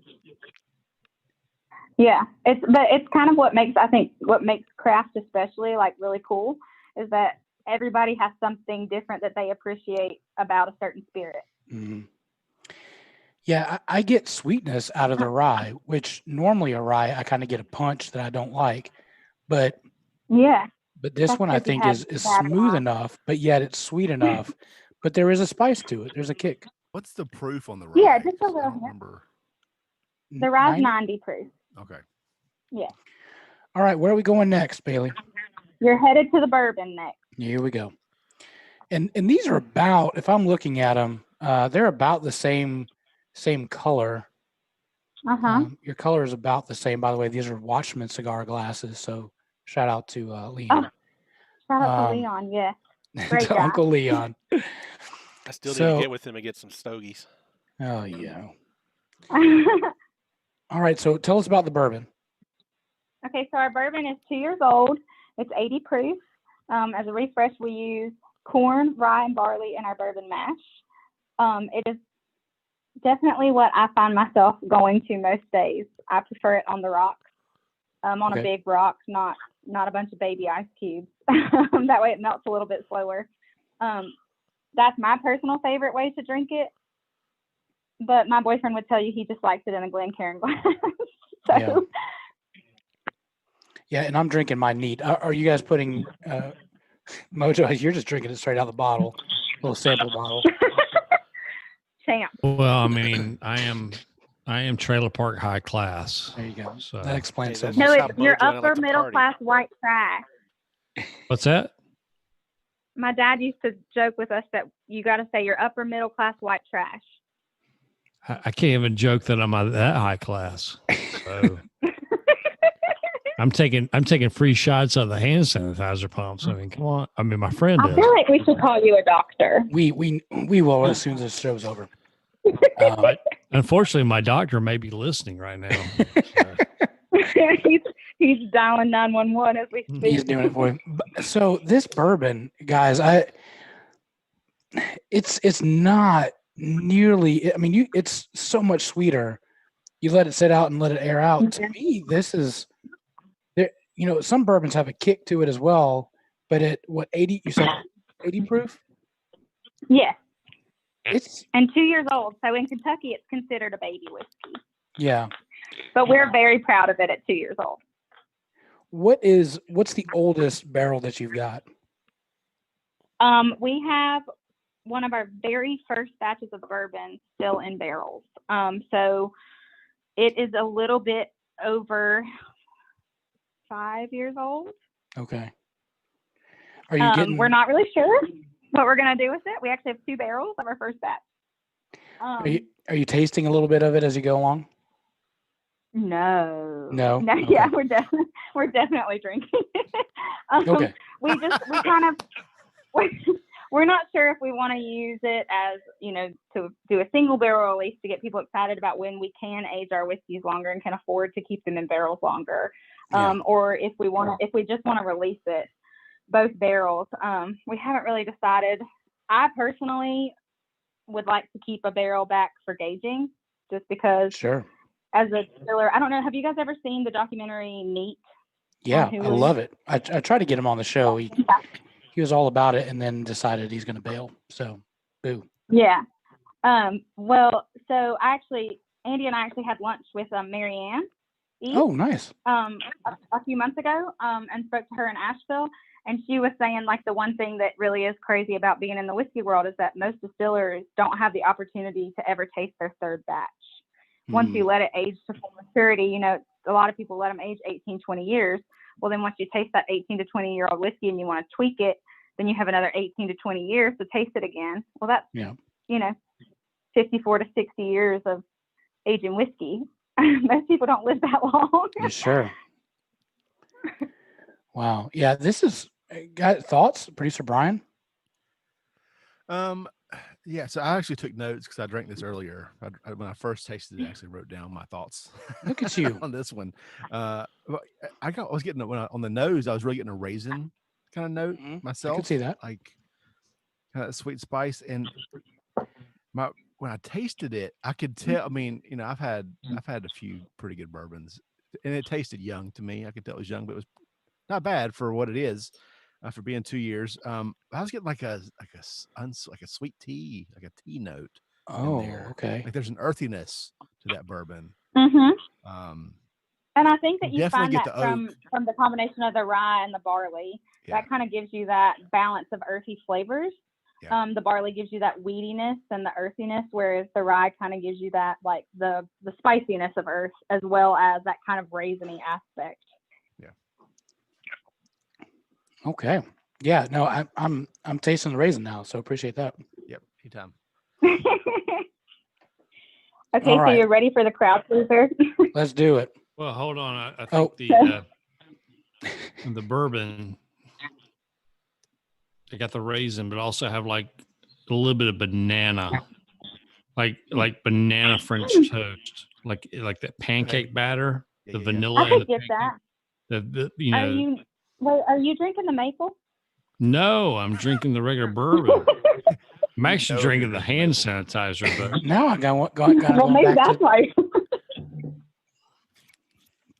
Yeah, I can get the banana now. Yep. Yeah, I mean, it's not like a full ripe banana. It's like the sweet. It's like that. It's like a plantain. It's not even that though. But it's like right when you throw the French toast in a pan, you kind of get that kind of sweet banana scent from it. Yeah, it's like that smell turned to a taste. I don't know. I could be Yeah. totally just off the board. funny thing right about now. like tasting bourbon, if you throw out certain words to people, they immediately go, "Oh yeah, maybe I did taste that." Yeah. Yeah. But the raisin, there was some, but the raisin was perfect because Right. there's something I could not peg in there. And I'm like, man, there's this familiar, but I can't. I mean, when's the last time you had a raisin? 8 years old in Yesterday. elementary school? It was in a cookie. I have a Yeah, can of oatmeal them. raisin cookies are the jam. Yeah, but when's the last time I can't remember the last time I had an oatmeal raisin. Oatmeal raisin cream pie. Oh, That's not oatmeal raisin cream pie. It's just an oatmeal cream pie. I'm going to Right Harris. about that. I'm going to Harris Teeter for some little Debbie's here in a minute. Debbie's.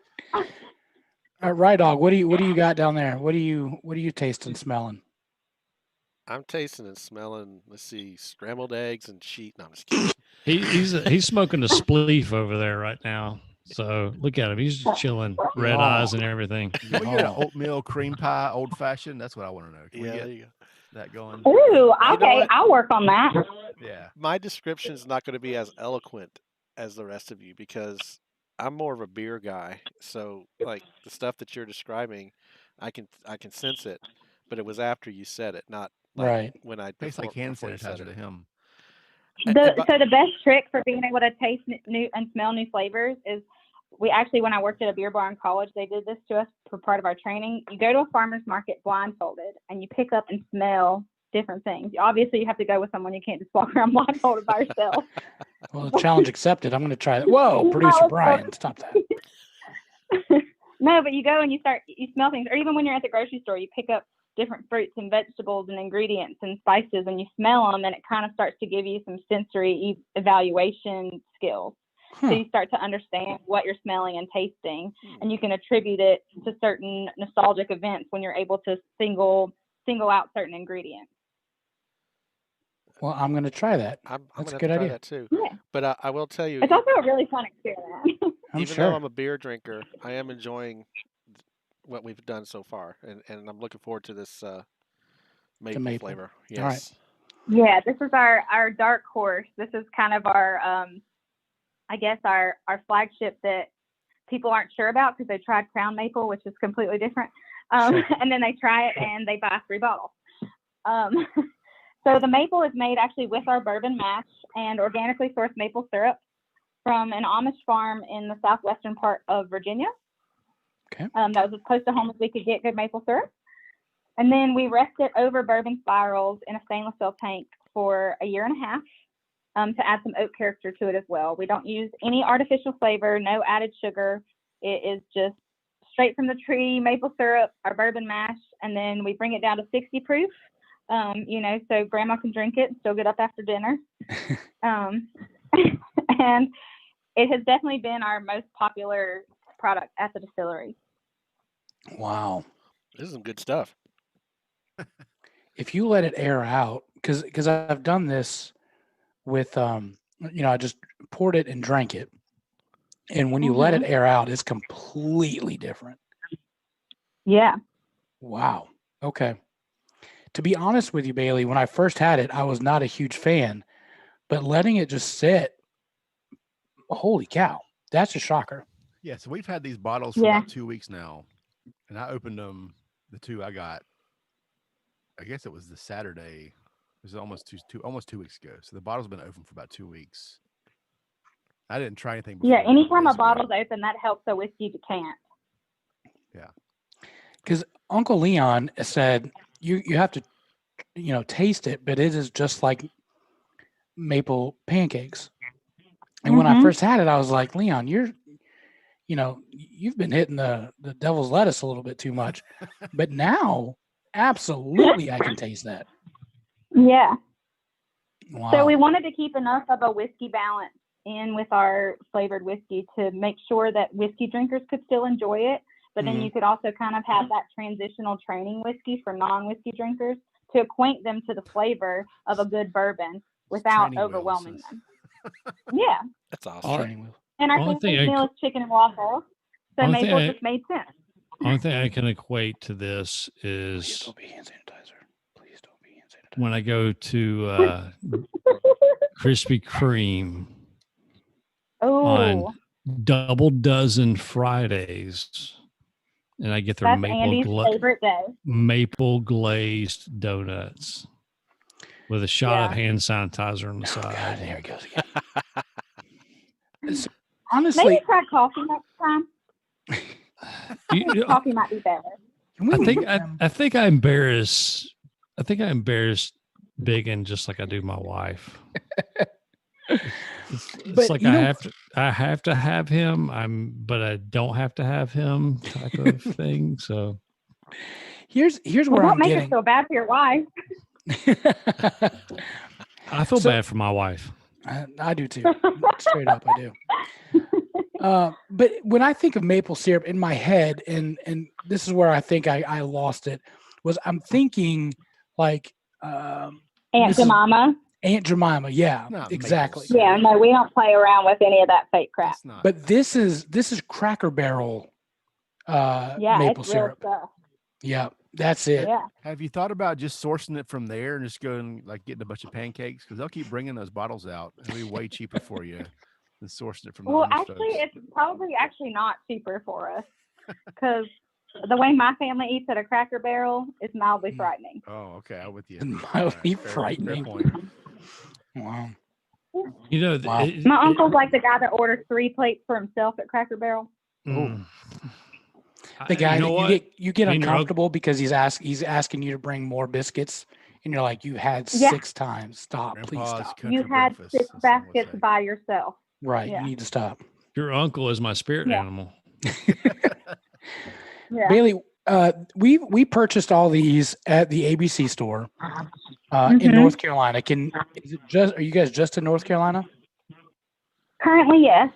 Our goal is to move into South Carolina next. It's very hard to find a distributor that's not gigantic and expects you to have the marketing budget of Jack Daniel's, or a small one that doesn't really quite have the potential for growth that we really would want. So we're kind of trying to weigh our options, and this whole 6 feet of distance makes it pretty difficult to meet with people. Sure. It's just safety. We totally respect that, but it does. We're really we're kind of feel like we're stuck between, a rock and a COVID place, I guess.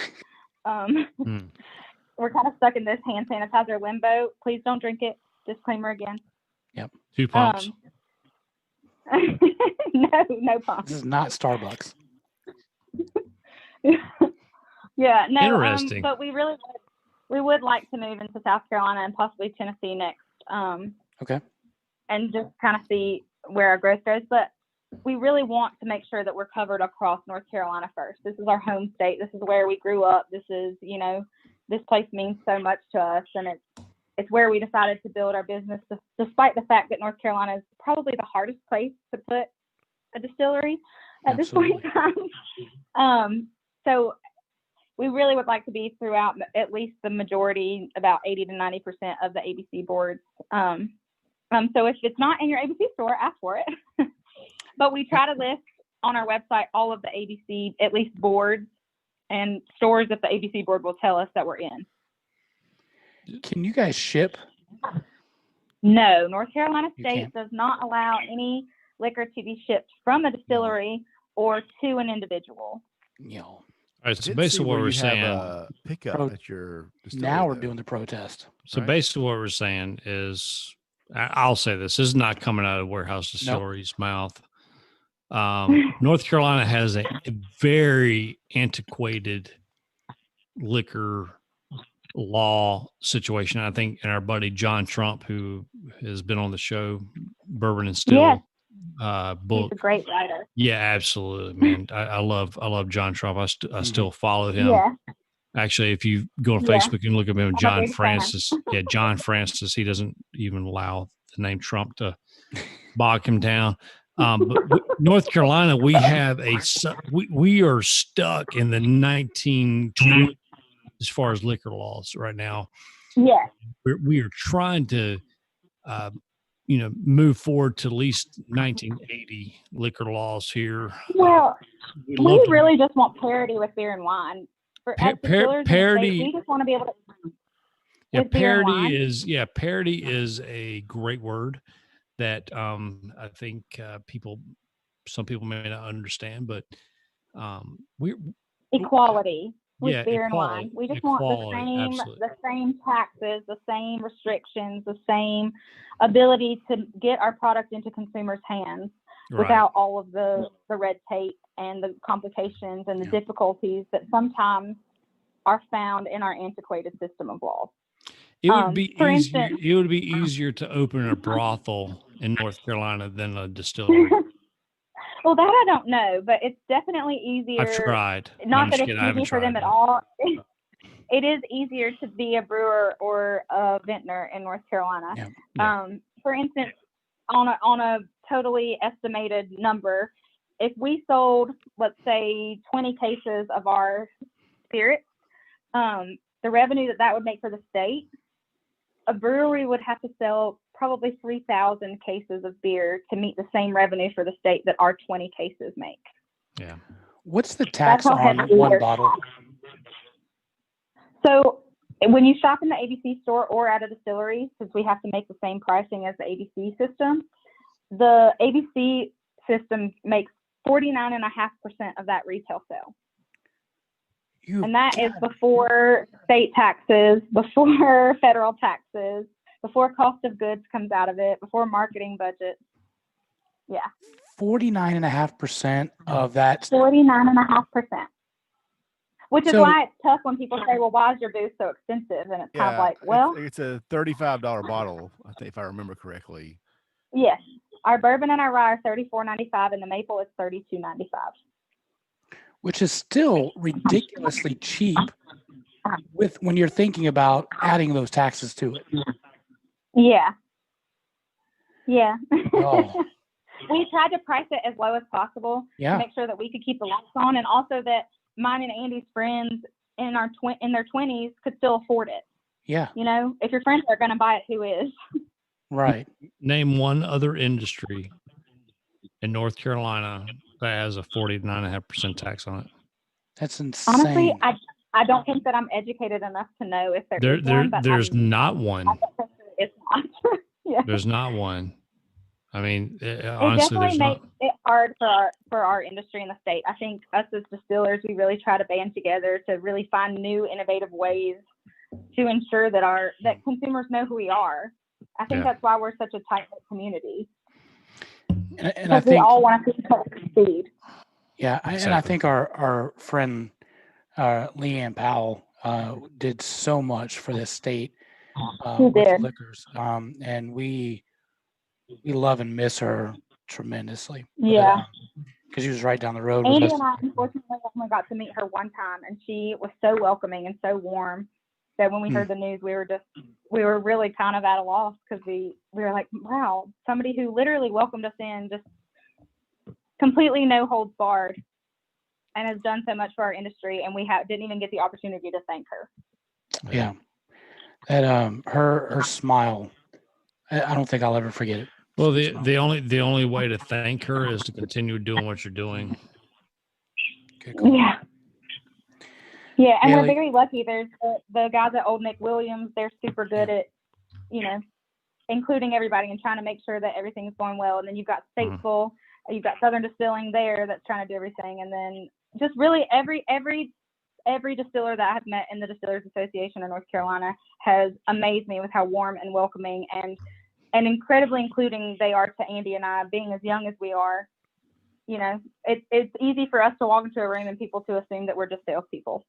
And we've never felt that way with the distillers in North Carolina. Well, that's just because you don't have a straw hat and overalls. Maybe and a beard, yeah. Yeah, maybe if you change that up, you'll be able to fit in. Yeah, exactly.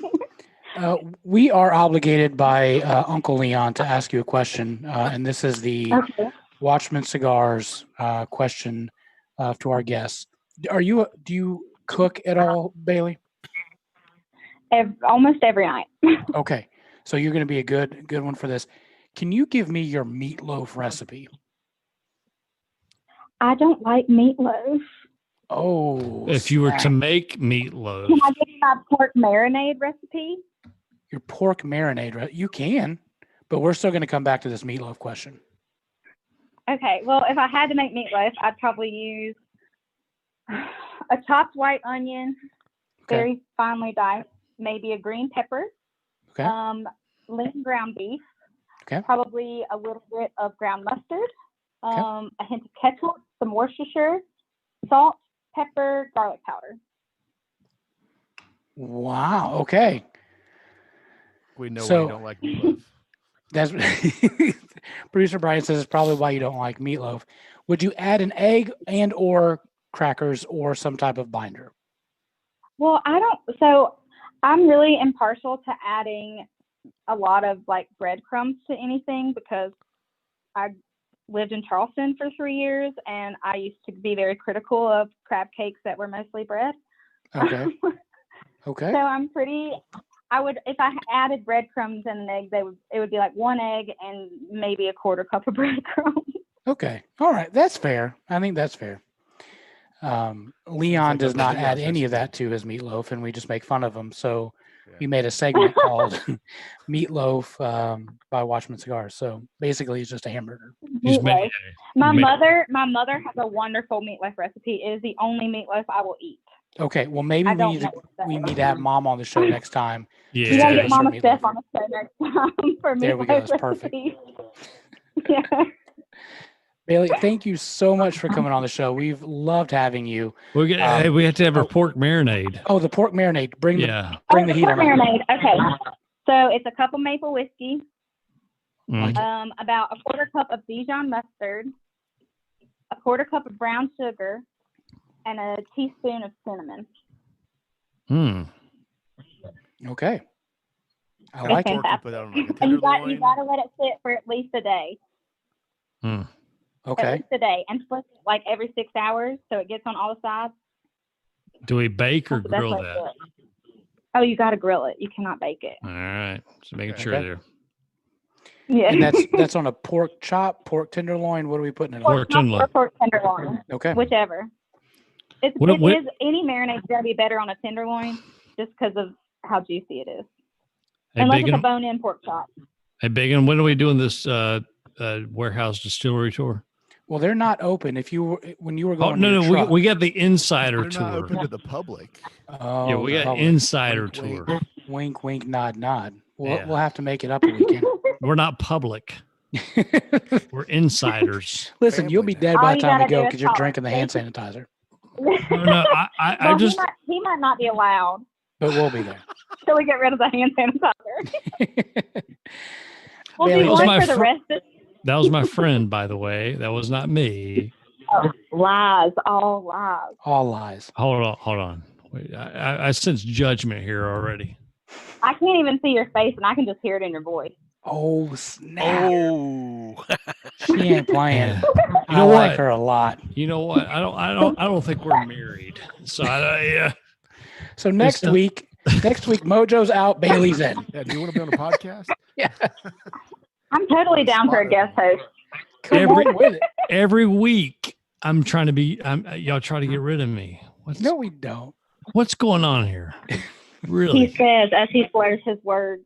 That's the key. That's the maple. That is the Boundary key. Street bourbon. No, that's that hand sanitizer problem you got. Look, I made me a dirty martini hand sanitizer drink a little earlier. God, don't add olive juice to it. On that note, we're going to wrap this up. Bailey, thank you so much for coming on the show. We've enjoyed our experience. We will be out there sometime soon, and we're looking forward to meeting you guys. Yeah, we can't wait to meet you guys in person. Thanks again for having us. Thank you. Have a great night. Good night, y'all. All right. Well, to be honest, my mind has been completely changed with these things, just letting them air out a little bit. I think you're right, Producer Brian. They tasted a little young, but when you let them air out, it completely changes everything. And I'm grateful that I had them just sitting around here for a little while. I think like she said, the dark horse was the maple. What was let's talk about everybody's favorite real quick. Producer Brian, what was your favorite? The rye was definitely my favorite. it was the most complete product to me. Okay. It did. I don't know. It was well done. I'm not into flavored whiskeys terribly. Okay. The maple really reminded me of Screwball a whole lot. I see that in a good way. Yeah. That wasn't bad. I would, like I said, I put it in my coffee earlier tonight, so I could see myself having that around for a cocktail or something. Okay. Or for pancakes. Yeah. Are you going to make the apple butter old fashioned? When I get all the ingredients. Yeah, that's a very real possibility. Yeah, okay. That'd be awesome. Rye Dog, what do we got? Well, because I am a beer drinker and not the bourbon aficionado that the rest of you are, I would have to say the maple is my favorite. Okay. And then second would be the bourbon, and then the third would be the rye. The rye's got too much spice for you? A little bit, but I mean they were all good. It's a higher proof too. Yeah. I feel like the grass in the rye has made your allergies explode. This just started happening too. It's weird. All right. Most importantly, Mojo, which one's your favorite? Well, we can go most importantly. Besides hand sanitizer. Yeah, I had that coming. Pardon me, man. I actually, I'm not a flavored whiskey kind of guy, but the maple was surprisingly very delicious. Yeah. It was something that, I mean, I had a room temperature. I broke the tab off the bottle and had it, and it was delicious. So okay. I would give the maple. You could do so many things with that. Yeah. Imagine a maple martini, Manhattan, maple bacon, old fashioned, maple bacon. Their website, Cosmopolitan. Where'd it go? Yeah, and maple Cosmo. I mean, so you have so many drinks with that. Just that maple, maple straight up. I bet Long Island iced tea would be good too. Yeah, I mean, there's so many things, but out of the other two, the bourbon versus rye, I do like the rye better than the bourbon. The rye, I think the rye with the grassy notes, that sweet kind of grassy notes, I think is interesting. It's different. I hate bourbon rye. I loathe it. Yeah. I don't know why, but it was good. Yeah, you like the rye. Yeah. I'm not. Here's the thing. Out of these three, I would go rye, maple, and then the bourbon. But with the disclaimer of, I think that if you age that bourbon for 4 years, you've got something completely different, and it's going to be coming out of the gate hot. Yeah. I think you're going to have some really good stuff. I'd be interested to see their rick houses when we go visit. I want to see how the temperature differentiation works for them. But I think if you let that sit for 4-6 years, you've got a legit contender there. If they did like a bottled in bond somehow on that, I think that'd be amazing. Absolutely. Get the proof up and age it a little longer. Yep. Absolutely. I think they have some good stuff coming. And obviously for them to put out a product to the average consumer like maple is not to equate it to music, where you have, let's think of the 90s where most of us grew up on the show. And you have like, what was there's a hair band called Extreme that came out with a song called More Than Words. And they were pigeonholed to that one damn song. They could not come out with a song other than that. I never thought when we started this show we would get More Than Words by Extreme. Well, but what I'm saying never saw that coming. Yeah. I mean, I'm full of surprises, but hand sanitizer, but noticing a showtime. Yeah, but what I'm saying is that I hope they don't pigeonhole themselves into just maple bourbon. Like Screwball will always be known as peanut butter whiskey, right? Yeah. There's another company, PB&J. Yeah. Wherever it is. No. We're not talking about your beer drinking, Ryan. But yeah, you know what I'm saying? Yeah. I don't want them to be pigeonholed just to that because they're But I probably don't so think much. that they They will. are so much more than that. I think their rye's legit. I think it's got a good run to it. You know what? On a political note, I wish people would judge people on their, like we judge bourbon. We judge bourbon on the content of the bourbon, not the person making it. You know what I'm saying? That would be so nice in a society. We just judge Dr. people. King said, right? Judge it by the content of the bourbon and not the color. Content of the barrel. Content of the barrel. Content of the barrel. Yeah. And not the color. I feel like that could be a shirt, but I'm a little nervous, to be honest with you. Isn't that sad? You're nervous about everything, so that's okay. You know? I am nervous about everything. Yeah. Cool. Well, guys, I've enjoyed it. It's been a great episode. I'm going to be going back and hitting some of that maple in the morning. Can we talk about Hot Pocket? I miss that little guy. Oh, well, you know what? Friday, you can come tomorrow. You can come over and we can hug it out. How about that? All right. Miss you, Hot Pocket. Do you have the skills to take us out? I don't know. I've drank too much maple and hand sanitizer, so maybe without. Anyway, guys, appreciate you guys tuning in to this show. Facebook Live, appreciate you guys tuning in. Ones that stuck it out, the ones that kind of tuned in, tuned out, and tuned back in. I apologize for myself. Actually, I don't, but I appreciate you guys tuning in. Go to our Facebook page, it's anotherfridayphilosophy.com. You can also check us out on the Instagram and Twitters at SFP Radio. You can also, wherever you download your podcast. We've also got a Twitter account. Okay. We're also on Twitter if we're not and Twitcher. So, man, we may have to sign up for all the social medias there.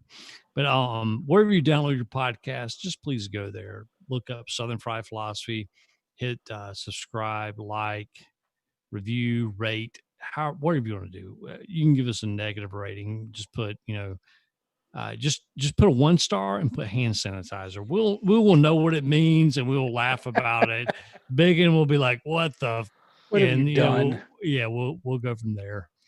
patreon.com/SFP Radio. You can also find us on YouTube. We're still trying to get our subscriptions up on YouTube. We're kind of late to the game with that. Since Joe Rogan's leaving YouTube, we're trying to fill the gap on that. So, SFP /SFP Radio on the YouTubes. That'd be great. YouTube or Joe Rogan needs your heart out. Whatever. I guess you're not big game like us. Also, we're begging for 100 YouTube video subscribers. I think he's got that covered. Well, he's gonna lose it all. We gotta capture the game a little bit. Also, most importantly, we're here in North Carolina. So if you're here in the Charlotte metro area, you can check out Live Share Carolinas. I'm a heart recipient, so you can sign up to be a heart donor or organ donor. Most importantly, you can go to check out Live Share Carolinas. You can sign up to register to be an organ donor. That's important to me. If you guys like what I say or don't like what I say or whatever, that's perfectly fine. But just check that out.